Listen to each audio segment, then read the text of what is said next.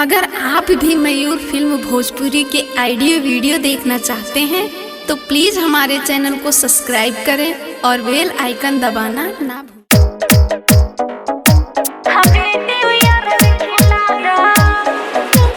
मयूर recording studio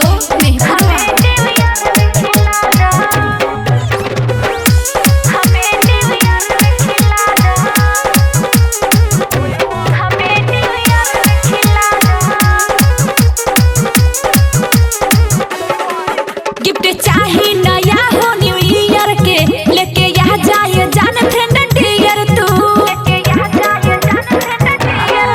gift चाहिए नया हो न्यू ईयर के लेके यहाँ जाए जान फ्रेंड डियर तू अब करो जानी लेट हम करो तनी बेटे अब करो जानी लेट हम करो तनी बेटे आके चाउमीन चाट मंगा दो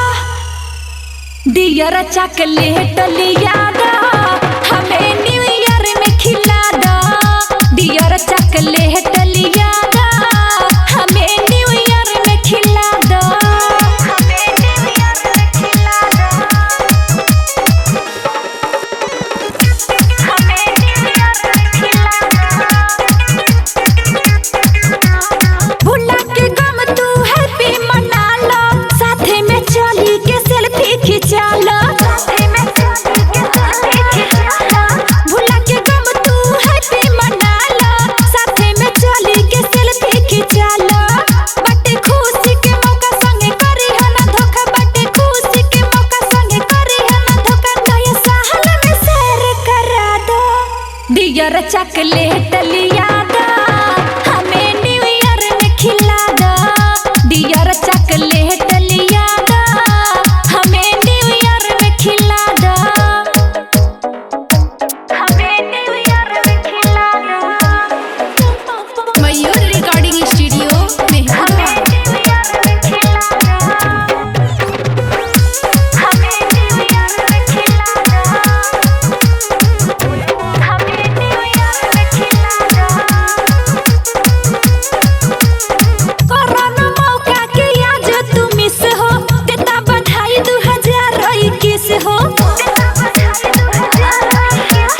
कोरोना मौका के आज तू मिस हो देता बधाई 2021 हो सबका के तैयारी तनु रंभा कहतारी सबका के तैयारी तनु रंभा कहतारी चल जाने तू शॉपिंग करा दो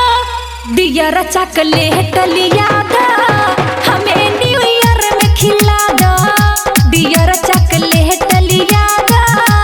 हमें न्यू ईयर में खिला दो